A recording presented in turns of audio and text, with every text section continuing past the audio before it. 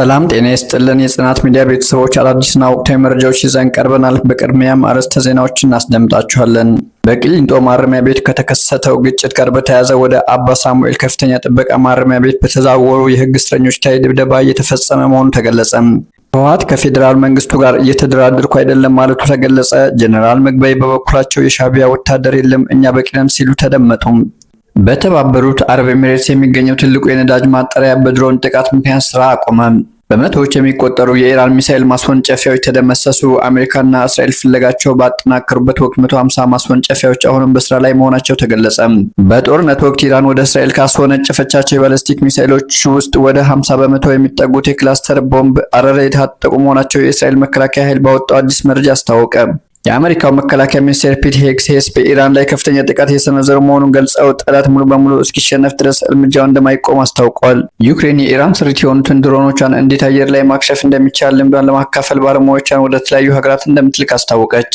ከጽናት ሚዲያ ጋር ቆይታ ስታደርጉ ከላይ በአርዕስተ ዜና ያቀረብናቸውና ሌሎች መረጃዎች ታደምጣላችሁ። ቀዳሚ ወዳደረግነው ዝርዝር ዜና እናልፋለን።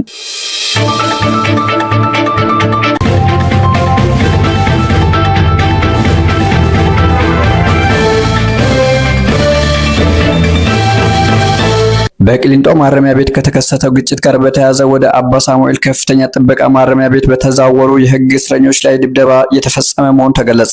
ጉዳዩን የሰብአዊ መብት ተቋማትና ሚዲያዎች ተከታትለው እንዲመረምሩትና እንዲያጋልጡት መጠየቁ ተጠቁመዋል። በቂሊንጦ ማረሚያ ቤት በዞን 1 የካቲት 28 2018 ከተከሰተው ግጭት ጋር በተያያዘ ተቋሙ ከፌዴራል ፖሊስ ጋር በመሆን ያሰማራው ኃይል ጉዳዩን ለማረጋጋት በሚል የወሰደው እርምጃ ተጨማሪ ቅሬታ እየፈጠረ መሆኑን ተገልጧል። በርካቶችን በመደብደብ መጋረጃ፣ ትራስ፣ ብርድ ልብስ እና ሌሎች የእስረኛ ንብረቶችንም ወስዷል የተባለ ሲሆን የጸሎት ቤትን በማፈራረስ ስዕለ አድኖ ሁሉ ሳይቀር ተሸክሞ መውሰዱ ተገልጿል። ተጋብዤ ነው ወደ እርምጃ የገባሁት ቢልም እንደገና ሌላ ግጭት የሚያስነሳ ነገርን በራሱ ጊዜ ጋብዞ ስለመውጣቱም ነው የተገለጸው። ሰበብ እየፈጠረ በተደጋጋሚ በቤተሰብ ላይ እየቀጠለ ያለው ከፍተኛ ጭንቀትና እንግልት መፍትሄ ሊሰጠው ይገባልም ተብሏል። በዕለቱ በግጭቱ ተሳትፎ አላቸው በሚል ለይቶ ገላን በሚገኘው አባ ሳሙኤል ከፍተኛ ጥበቃ ማረሚያ ቤት ከተወሰዱ የህግ እስረኞች መካከል በበርካቶች ላይ ድብደባ ተፈጽሟል ያሉን ምንጮች አስቸኳይ መፍትሄ እንዲፈለግለት መጠየቃቸው ተገልጿል። ወደ አባ ሳሙኤል ከፍተኛ ጥበቃ ማረሚያ ቤት በተዛወሩ የህግ እስረኞች ላይ በሽብር ወንጀል ተከሳሾችን ጨምሮ እየተፈጸመ ያለውን ድብደባ እንዲቆም የጠየቁት የተጎጂ ቤተሰቦች ጉዳዩን የሰብአዊ መብት ተቋማትና ሚዲያዎች ተከታትለው እንዲመረምሩትና እንዲያጋልጡት ጠይቀዋል ሲል ያገኘነው መረጃ ያትታል። በተመሳሳይ የካቲት 29 2018 በቂሊንጦ ማረሚያ ቤት ዞን 2 ድንጋይ ተወርውሯል የሚል ምክንያት በመጥቀስ ሁሉም ቤቶች ላይ በተደረገው ፍተሻዎች ከፍተኛ እንግልት ደርሶባቸዋል፣ ንብረትም ተወስዶባቸዋል የሚል መረጃ እየወጣም ይገኛል። ይህንንም ተከትሎ በዕለቱ ግንኙነት ተቋርጦ ቤተሰብ እንዲገላታ ከፊሉ ያመጣውን የበሰለ ምግብ እንኳን ሳይሰጥ እንዲመለስ መደረጉን ተጠቁሟል። በዕለቱ የተቋሙ ኃላፊዎች በዞን 2 ካሉ የህግ እስረኞች ጋር ውይይት ተደርገው በርካታ ጥያቄዎች የተነሱ ቢሆንም አጥጋቢ ምላሽ አለመሰጠቱን ከደረሰን መረጃ ለመረዳት ተችሏል። የብልጽግና አገዛዝ በተለይም ገንዘብ ሚኒስቴር ለእያንዳንዱ የፌዴራል እስረኞች ለቁርስ ለምሳና ለእራት በሚል በቀን 35 ብር ብቻ በመመደብ በህግ እስረኞች ላይ ግፍ እየሰራ መሆኑን ይታወቃል። በተደጋጋሚ እንዲሻሻል ቢጠየቅም እስካሁን ምላሽ አልተሰጠውም ማለቱን ካገኘነው መረጃ ለመረዳት ችለናል።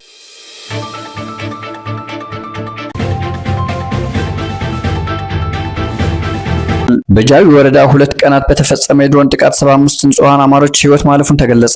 በአማራ ክልል በጃዊ ወረዳ ውስጥ ባሉ ሁለት የተለያዩ አካባቢዎች ባለፉት 48 ሰዓታት ውስጥ በተፈጸሙ ተከታታይ የድሮን ጥቃቶች 75 ንጹሃን ዜጎች መገደላቸው ተገልጿል። በአሰች ቀበሌ ትናንት ከቀኑ 8 ሰዓት ላይ በተፈጸመ ድንገተኛ የድሮን ጥቃት 35 ንጹሃን ህይወታቸው ማለፉን የተነገረ ሲሆን ጥቃቱ የተፈጸመው ሰዎች በተሰበሰቡበት ወይም የዕለት ተዕለት ተግባራቸውን እያከናወኑ በነበረበት ወቅት እንደሆነም ተገልጿል። ጃዊ ወረዳ ዋና ከተማ በሆነችው ፈንዲቃ ላይ በተመሳሳይ ሁኔታ በተፈጸመ ጥቃት 40 ንጹሃን መገደላቸው ተረጋግጧል ሲሉ የመረጃ ምንጮች ተናግረዋል። በዚህ ጥቃት በርካታ ሰዎች መቁሰላቸውና የመኖሪያ ቤቶች መውደማቸው የተነገረ ይገኛል። እስካሁን ባለው መረጃ መሰረት የሟቾች ቁጥር ከፍተኛ ሊሆን የቻለው ጥቃቱን ንጹሃን በሚንቀሳቀሱባቸውና የንግድ ስራዎች በሚከናወኑባቸው ስፍራዎች ላይ በማነጣጠሩ ነው የተባለ ሲሆን ቆስለው ወደ ሕክምና ተቋማት የተወሰዱ ሰዎች ቁጥር ከፍተኛ በመሆኑ የሟቾች ቁጥር ሊጨምር እንደሚችል ተጠቁመዋል። በጃዊ ወረዳና በአካባቢው የሚገኙ ነዋሪዎች በከፍተኛ ድንጋጤና ስጋት ውስጥ እንደሚገኙ ተነግረዋል።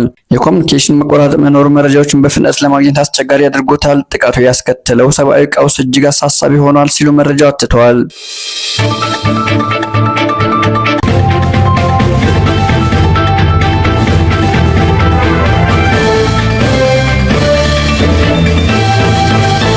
ህወሓት ከፌዴራል መንግስቱ ጋር እየተደራደርኩ አይደለም ማለቱ ተገለጸ። ጀነራል ምግበይ በበኩላቸው ሻዕቢያ ወታደር የለም እኛ በቂ ነን ሲሉ ተደመጡ።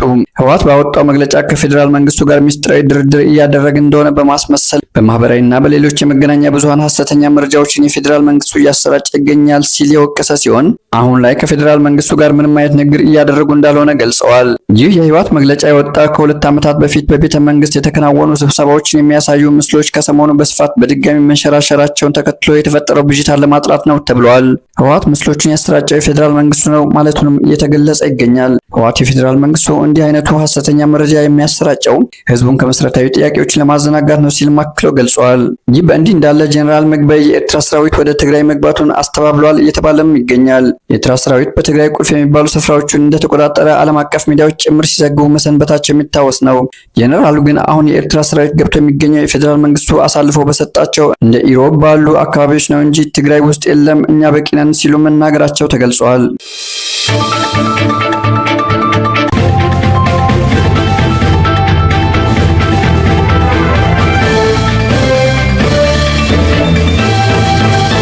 የአማራ ፖለቲካና ማንነት እስረኞች ከማረሚያ ቤት በአገዛዙ ታግተው መሰወራቸው ተገለጸ። በቂሊንጦ ማረሚያ ቤት በአማራ የፖለቲካ እስረኞች ላይ የተቀነባበረ ጥቃት ተፈጸመ የተባለ ሲሆን ቁጥራቸው የማይታወቅ እስረኞች መሰወራቸውም ተገልጿል። በአዲስ አበባ የሚገኘው የቂሊንጦ ማረሚያ ቤት ዞን 1 በአማራ የፖለቲካና የህሊና እስረኞች ሰብአዊነት የጎደለው ድብደባና ማሰቃየት ሲፈጸም መዋሉ ተሰምተዋል። የብልጽግናው አገዛዝ እስር ቤቱን ተጠቅሞ በንጹሃኑ ላይ እያደረሰ ያለው ግፍ አዲስ ምዕራፍ መያዙን ከአካባቢው የደረሰ መረጃ ያመለክታል። መረጃዎች እንደሚያመለክቱት ጥቃቱ የተጀመረው የካቲት 26 ቀን 2018 ዓ.ም የፖለቲካ እስረኞች አቶ እስክንድር ሽፈራው ንብረትና መድኃኒት እንዲዘረፍ በማድረግና የካቲት 28 ቀን ደግሞ ማረሚያ ቤቱ ሆን ተብሎ በብሔር መካከል ግጭት እንዲነሳ በማድረግ አማራዎችን ብቻ በመለየት መጠነ ሰፊ ድብደባና እንግልት ፈጽሟል ተብሏል። በተለይም የጥበቃ ደህንነት ተወካይ የሆነው ረዳት ኢንስፔክተር አማራ የተባለው ግለሰብ ባሰማራው ኃይል በእስረኞች ላይ የጭስ ቦምብ በመወርወርና በር በመዝጋት በርካታ እስረኞች ላይ ከፍተኛ ጉዳት መድረሱ ተገልጿል። በጭካኔ ተደብድበው ወደ ሌላ ዞን ከተወሰዱት የፖለቲካ እስረኞች መካከል አቶ እስክንድር ሽፈራው፣ አቶ መኮንን ተስፋዬ፣ ዶክተር ዳንኤል ተሹ፣ አቶ ቢንያም ተረፈ ሲሆኑ በተጨማሪም የሚከተሉት የህሊና እስረኞች ያሉበት ሳይታወቅ መሰወራቸው ተገልጿል። መልካሙ ባንተ፣ ሀብታሙ ፈንታውን፣ ላቀው ሀብቱ፣ ይላቅ ገዳሙ፣ ቢንያም ጌታቸው፣ አስናቀ በቀለ እና ታደሰ አባቦ እንዲሁም መልካሙ ቢተው፣ ሳላምላክ ምህረት፣ ሙሉጌታ በለጠና ደመቃቸው የተባሉት ጨምሮ ከ10 በላይ እስረኞች ያሉበት ቦታ አይታወቅም ተብሏል። ኦርቶዶክሳዊነትን በጠላትነት የፈረጀው የብልጽግና አገዛዝ በማረሚያ ቤቱ የሚገኘውን የኦርቶዶክስ አማንያን የአምልኮ ቦታ ብቻ ለይቶ ማፍረሱን መረጃው ጠቁመዋል። በተጨማሪም የእስረኞች እንደ ብርድ ልብስና ሌሎች የመኝታ አገልግሎት የሚውሉ ልብሶች ሆን ተብሎ እንዲቃጠሉ መደረጉም ተገልጿል። በመጨረሻ መረጃው ሲያጠቃልል ይህ በቂሊንጦ እስር ቤት የተፈጸመው ድርጊት መንግስታዊ ሽብርተኝነት ነው። በፖለቲካ አቋማቸውና በማንነታቸው የታሰሩ ወገኖቻችን በከፍተኛ የህይወት አደጋ ላይ ይገኛሉ። ዓለም አቀፍ የሰብአዊ መብት ተሟጋቾች እና መላው የኢትዮጵያ ህዝብ ድምጻቸው ለእነዚህ ወገኖች ሊያሰሙ ይገባል በማለት አስፍረዋል።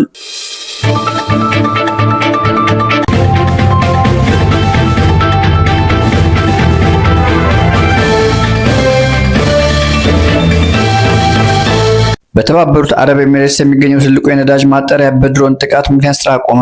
በተባበሩት አረብ ኤሚሬትስ የሚገኘውና በሩዋይስ የኢንዱስትሪ ቀጠና ውስጥ የሚገኘው የሀገሪቱ ትልቁ የነዳጅ ማጣሪያ ፋብሪካም በደረሰበት የድሮን ጥቃት ሳቢያ ለጥንቃቄ ሲባል ስራ ማቆሙን ብሎምበርግ ጉዳዩን የሚያውቁ ምንጮች ጠቅሰዋል። ለጥንቃቄ ሲባል ስራ ማቆሙን ብሎምበርግ ጉዳዩን የሚያውቁ ምንጮችን ጠቅሶ ዘገበ። የአቡዳቢ ብሔራዊ ነዳጅ ኩባንያ አድኖክ በነዳጅ ማጣሪያው ላይ የደረሰውን ጉዳት እየገመገመ መሆኑን የጠቀሱት ምንጮቹ ጉዳዩ ገና ይፋ ባለመደረጉ ስማቸው እንዳይጠቀስ ጠይቀዋል። የሩዋይስ የነዳጅ ማጣሪያ በቀን 922,000 በርሜል ነዳጅ የማጣራት አቅም ያለው ተቋም መሆኑን መረጃው አመላክቷል። የኤምሬቶች መከላከያ ሚኒስቴር ባወጣው መግለጫ እንዳስታወቀው ኢራን ዛሬ 9 ባሊስቲክ ሚሳኤሎችና 35 ድሮኖች ወደ ሀገሪቱ አስወንጭፋለች። ከተተኮሱ 9 ሚሳኤሎች ውስጥ 8ቱን በአየር መከላከያ ኃይሉ ሲከሽፉ አንዱ በፋርስ ባህረ ሰላጤ ላይ ወድቋል። ይሁን እንጂ ከተላኩት 35 ድሮኖች መካከል 9ኙ የአየር መከላከያ ስርዓቱ ጥሰው በማለፍ በሀገሪቱ ውስጥ ኢላማቸውን መትተዋል። ይህ የዛሬው ጥቃት በሁለቱ ሀገራት መካከል ያለውን ውጥረት ይበልጥ ያባባሰና የቀጠናውን የነዳጅ አቅርቦት ስጋት ውስጥ የከተተ ሆኗል። የመከላከያ ሚኒስቴሩ አጠቃላይ መረጃ እንደሚያመለክተው ኢራን እስካሁን ባለው ጊዜ ውስጥ ብቻ በተባበሩት አረብ ኤሚሬቶች ላይ 262 ባሊስቲክ ሚሳኤሎችና 1475 ድሮኖችን ተኩሳለች። ይህ የድሮን ጥቃትና የተቋሙ መዘጋት በመካከለኛው ምስራቅ በፋርስ ባህረ ሰላጤ አካባቢ በሚገኙ የኃይል ማመንጫና የነዳጅ ተቋማት ላይ እየደረሰ ካለው ተከታታይ ጥቃትና መስተጓጎል ጋር ተያይዞ የመጣ መሆኑ ተገልጿል። ባለፈው ሳምንት ሳውዲ አረቢያ ትልቁን የነዳጅ የነዳጅ ማጣሪያ ፋብሪካዋን የዘጋች ሲሆን ኳታርን በተመሳሳይ በድሮን ጥቃት ምክንያት በዓለም ትልቁ የሆነውን የተፈጥሮ ጋዝ መላኪያ ተቋሟን መዝጋቷ ይታወሳል። አድኖክ ከብሉምበርግ ለቀረበለት የማብራሪያ ጥያቄ እስካሁን ምላሽ አልሰጠም። የአቡዳቢ ሚዲያ ቢሮን ጠቅሶ የተባበሩት አረብ ኤሚሬትስ ቀደም ብሎ እንደገለጸውም በሩዋይስ የኢንዱስትሪ ቀጠና በሚገኝ አንድ ተቋም ላይ በደረሰ የድሮን ጥቃት የተቀሰቀሰ የእሳት ቃጠሎ ለመቆጣጠር ጥረት እየተደረገ እንደነበር ገልጸዋል። ቀጠናው የማዳበሪያ ፋብሪካ፣ የኬሚካል ተቋማትና የኃይል ማመንጫዎች የሚይዝ ሲሆን አንድ ትልቅ የነዳጅ መላኪያ ተቋምም በአቅራቢያው ይገኛል።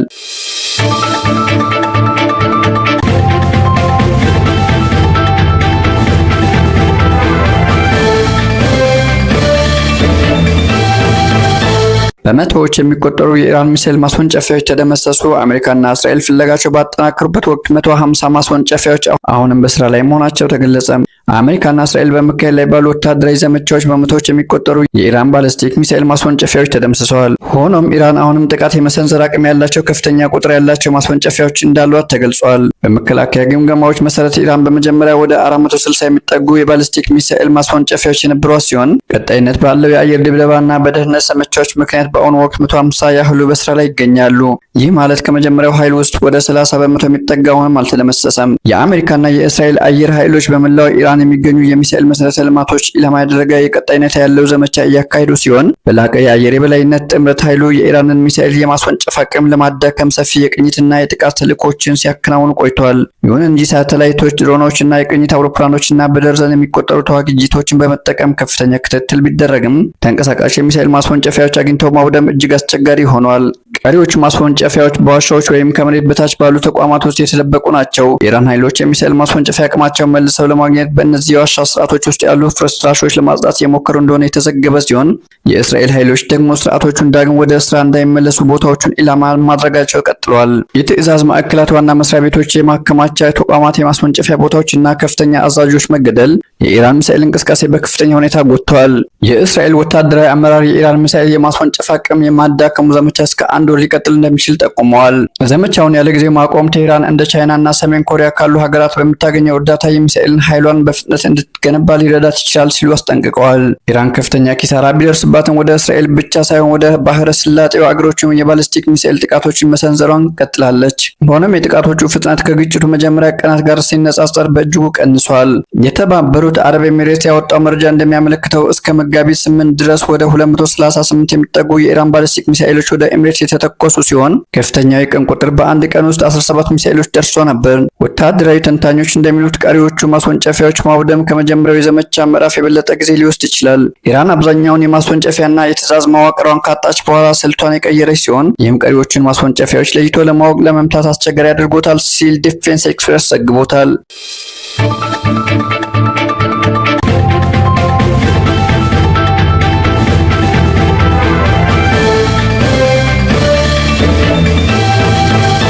በጦርነት ወቅት ኢራን ወደ እስራኤል ካስወነጨፈቻቸው የባሊስቲክ ሚሳኤሎች ውስጥ ወደ 50 በመቶ የሚጠጉት የክላስተር ቦምብ አረር የታጠቁ መሆናቸውን የእስራኤል መከላከያ ኃይል ባወጣው አዲስ መረጃ አስታወቀም። የክላስተር ቦምብ አረሮቹ እያንዳንዳቸው በርካታ ኪሎግራም የሚመዝን ፈንጂ የያዙ በርካታ አነስተኛ ቦምቦች እስከ 10 ኪሎ ሜትር ወይም 6 ማይል ራዲየስ ርቀት ውስጥ ያለምንም ልዩነት የሚበትኑ መሆናቸው ተገልጿል። የእስራኤል ወታደራዊ ባለስልጣን እነዚህ አይነት ሚሳኤሎች በአየር ላይ የማክሸፉ ሂደት ውጤታማ ቢሆንም እጅግ ፈታኝ መሆኑ ገልጸዋል። ባለስልጣናቱ አክለውም የእስራኤል የአየር መከላከያ ስርዓት ምንም ጥቃት የማያሳልፍ 100 በመቶ የሚያስተማመን እንዳልሆነ አጽንኦት ሰጥተዋል። የእስራኤል ጦር የሀገር ውስጥ እዝ እንዳስታወቀው በጦርነት ወቅት የተካሄደው የኢራን ሚሳኤል ጥቃት ወታደራዊ ተቋማትንና ቁልፍ መሰረተ ልማቶችን ብቻ ሳይሆን የህዝብ መኖሪያ ማዕከላትን ጭምር ኢላማ ያደረገ ነው። ከቅርብ ቀናት ወዲህ ከኢራን የሚሰነዘሩ ጥቃቶች በአንድ ጊዜ አንድ ወይም ጥቂት ቁጥር ያላቸው ሚሳኤሎችን ብቻ ያካተቱ ናቸው። በመሆኑም የእስራኤል ጦር ኢራን በአሁኑ ወቅት የተቀናጀ እና መጠነ ሰፊ ሚሳኤል ጥቃት በእስራኤል ላይ ለመሰንዘር እየተቸገረች እንደምትገኝ ይገመታል። ይህ በእንዲህ እንዳለ ትናንት በማዕከላዊ እስራኤል በሚገኝ አንድ የኮንስትራክሽን ግንባታ ስፍራ ላይ የክላስተር ቦምብ በማረፉ የሁለት ሰዎች ህይወት ማለፉ ተዘግቧል። በሌላ የማዕከሉ እስራኤል አካባቢ ደግሞ አንድ ሰው ላይ ከባድ የመቁሰል አደጋ የደረሰ ሲሆን በበርካታ ቦታዎች ላይም ቦምቦች በማረፋቸው የንብረት ውድመት መድረሱን የወጡ ሪፖርቶች አመልክተዋል።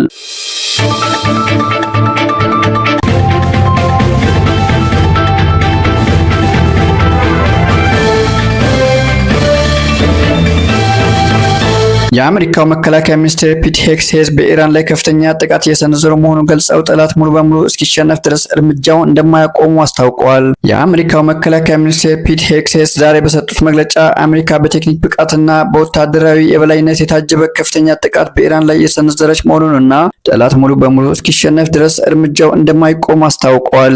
ይሁን እንጂ ሚኒስቴሩ አንድ ወሳኝ ነጥብ አንስተዋል። ይኸውም የትራምፕ አስተዳደር እንደ ቀድሞዎቹ የቡሽና የኦባማ አስተዳደሮች በኢራቅና በአፍጋኒስታን እንዳደረጉት አይነት ረጅም ጊዜ የሚፈጅ ሀገር የመገንባት ጥረት ውስጥ የመግባት ፍላጎት እንደሌለው በግልጽ ተናግረዋል። ይህ የሄግሴት ንግግር ፕሬዚዳንት ዶናልድ ትራምፕ በፍሎሪዳ ከሚገኘው የጎልፍ ክለባቸው ለጋዜጠኞች ከሰጡት ጠንከር ያለ መግለጫ ጋር የሚጣጣም ሆኖ ተገኝተዋል። ፕሬዚዳንት ትራምፕ በበኩላቸው የኢራን ወታደራዊ ተቋም በከፍተኛ ፍጥነት እየወደሙ በመሆናቸው ጦርነቱ በጣም በቅርቡ ሊጠናቀቅ እንደሚችል ተንብየዋል። ይሁን እንጂ ፕሬዚዳንቱ ለኢራን ገዢ አካል የሰጡት ማስጠንቀቂያ እጅግ አስገራሚ ነበር። ኢራን በሆርሙዝ የባህር ሰርጥ በኩል የሚደረገውን የነዳጅ ፍሰት ለማደናቀፍ ማንኛውም ሙከራ ካደረገች አሜሪካ አሁን ከምትሰነዝረው ጥቃት በ20 እጥፍ የሚበልጥ ጠንካራ እርምጃ እንደምትወስድ በትሩዝ ሶሻል ገጻቸው ላይ አስፍረዋል። ጦርነቱ መቼ መቆም እንዳለበትና ግቦቹ መቼ እንደሚሳኩ የሚወስኑት ፕሬዚዳንቱ ብቻ መሆናቸውን የገለጹት ሄግሴት ጦርነቱ መጀመሪያው መሃሉ ወይም መጨረሻው ላይ መሆኑን መተንበይ የእሳቸው ድርሻ እንዳልሆነ አብራርተዋል። ይህ በእንዲህ እንዳለ በአቡዳቢ የሚገኝ የነዳጅ ማጣሪያ ላይ በኢራን ድሮኖች ጥቃት መፈጸሙን የእሳት አደጋ መከሰቱ በይፋ ተረጋግጧል። ፕሬዚዳንት ትራምፕ አዲሱ የኢራን መንፈሳዊ መሪ ሙጅታባ ካሜኒ በሰላም ሊኖር ይችላል ብዬ አላምንም ሲሉ ስጋታቸውን ገልጸዋል። ይሁን እንጂ ፕሬዚዳንቱ ከኢራን መሪዎች ጋር ለመነጋገር ፍላጎት ሊኖራቸው እንደሚችል ፍንጭ የሰጡ ሲሆን የኢራን መሪዎች ንግግር ለማድረግ በከፍተኛ ሁኔታ እየፈለጉ እንደሆነ መስማታቸውንም ተናግረዋል። መከላከያ ሚኒስትር ሄግሴትም አዲሱ መሪ የፕሬዝዳንቱን ምክር ሰምቶ የኒውክሌር መሳሪያ ፍላጎቱን ቢተው እንደሚሻለው በማሳሰብ ንግግራቸውን አጠቃለዋል።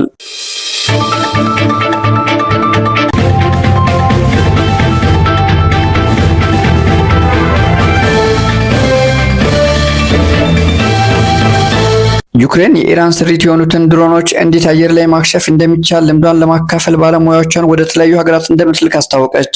የዩክሬን ፕሬዝዳንት ቮሎዲሚር ዘለንስኪ ሀገራቸው የኢራን ስሪት የሆኑ ድሮኖች እንዴት አየር ላይ ማክሸፍ እንደሚቻል ወታደራዊ ምክክር ለማድረግ የጦር ባለሙያዎች ወደ ኳታር፣ የተባበሩት አረብ ኤሚሬቶችና ሳውዲ አረቢያ በዚህ ሳምንት እንደምትልክ አስታወቁ። ይህ እርምጃ ዩክሬን በገዛ ምድሯ ካገኘችው የጦርነት ልምድ በመነሳት በመካከለኛው ምስራቅ የተባባሰ ለመጣው የድሮን ጥቃት ስጋት ስትራቴጂካዊ ምላሽ ለመስጠት ያቀደ መሆኑን የፖለቲካ ትንታኔዎች ያሳያሉ። ፕሬዝዳንት ዘለንስኪ ለጋዜጠኞች በላኩት የድምጽ መልእክት እንዳረጋገጡት በቅድሚያ በተደረሱ ስምምነቶች መሰረት የመጀመሪያዎቹ የዩክሬን ወታደሮች ባለሙያዎች የሚያመሩት ወደ ኳታር፣ ኤሚሬትና ሳውዲ አረቢያ ነው። ዩክሬን ይህንን ዓለም አቀፍ ወታደራዊ የማማከር ሚና ልትይዝ የቻለችው ሩሲያ ላለፉት 4 ዓመታት በዩክሬን ላይ በከፈተችው ጦርነት ውስጥ በስፋት የተጠቀመችባቸውን የኢራን ሻሂድ ድሮኖችን በማውደም በጦር ሜዳ ካካበተችው ጥልቅና ተግባራዊ በመነሳትም ነው ተብሏል። ይህ የዩክሬን ወታደራዊ ዲፕሎማሲ የሚመጣው የባህረ ሰላጤው ሀገራት ከኢራን ለሚሰነዘርባቸው ተደጋጋሚ የድሮንና የሚሳኤል ጥቃት አስተማማኝ የአየር መከላከያ ስርዓት ለመዘርጋት ከፍተኛ ጥረት እያደረጉ ባሉበት እጅግ ወሳኝ ወቅት መሆኑ ታውቋል።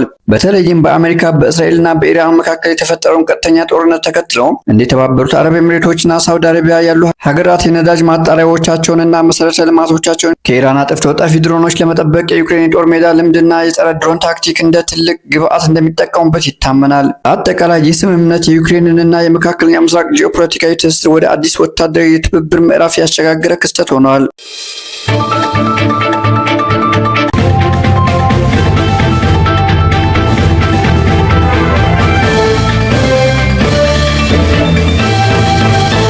ውድ የጽናት ቤተሰቦች ለሰዓቱ ያዝናቸው መረጃዎች በዚህ ያጠናቅናል። ይህንን ቻናል ሰብስክራይብ፣ ላይክ፣ ሼር በማድረግ አብሮነታችሁ አይለየን። በቀጣይ ወቅታዊ ትኩስ መረጃ እስክንገናኝ ጥሩ ጊዜ ይሆንላችሁ።